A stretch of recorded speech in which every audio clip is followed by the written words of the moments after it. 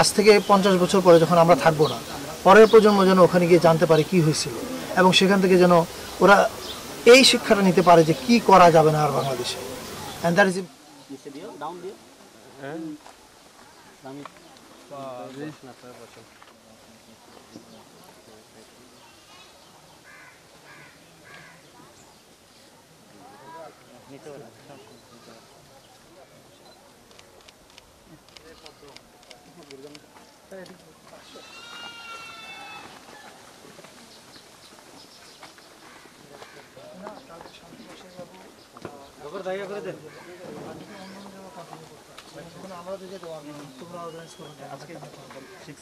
যেভাবে আমরা আগে কারণ শুধু ম্যাটেরিয়াল নিলে হবে না, আমাদের টেকনোলজি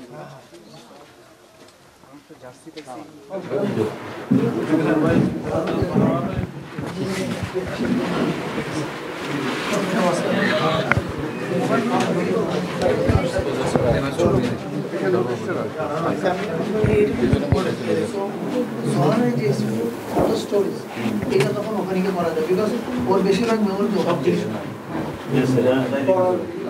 আচ্ছা এনামলে আমি যেটা বললাম যে আমার রিয়াল ফটো ধর তুই ডকুমেন্টারি ফটো স্টোরেজ করে দিয়ে ওই সিরিয়াসনেস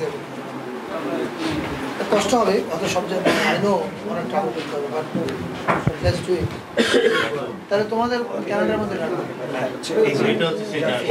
আই নো এটা কি নিছি না, এটা আমরা নিচ্ছি, এটা নিচ্ছি মানে এটা নেওয়া আমরা ছবি তুলে আছে এটা আমরা প্রথম মানে অফিসিয়াল রিসোর্স নেওয়া শুরু করলাম। সো কালকে আপনাকে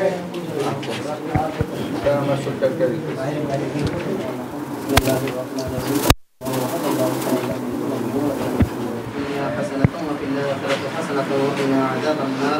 জুলাই জাদুঘর প্রতিষ্ঠা করার উদ্যোগ নিয়েছে এবং এটার মূল উদ্দেশ্যটা হচ্ছে জুলাই আন্দোলনের বীরত্ব এবং শোকগাথা। আপনি জানেন যে জুলাই একই সঙ্গে আমাদের জন্য খুবই বীরত্বের গল্প, আবার একই সঙ্গে ভয়াবহ বেদনার গল্প। আপনি যদি ওয়াসিমের বাবার গল্প, এরকম আরও কত হাজার ওয়াসিম মারা গেছে, এই গল্পগুলোর দিকে যদি তাকান তাহলে বুঝবেন যে এগুলো আমাদের জাতির জীবনের অনেক বড় বেদনার গল্প। ফলে এই বেদনা এবং বীরত্ব এই দুইটাকেই এই দুইটা আমাদের ইতিহাসের একটা গুরুত্বপূর্ণ অংশ। এই দুইটাকে আমরা আমাদের জুলাই জাদুঘরে সংরক্ষণ করতে চাই as a living history, and that is important. যেন এটা যদি আমরা ঠিকমতো করতে পারি তাহলে বাংলাদেশে এরকম খুনির আর আবির্ভাব ঘটবে না। ফলে এটা যদি আমরা করতে পারি, এটা হবে শহীদদের প্রতি আমাদের প্রপার রেসপেক্ট।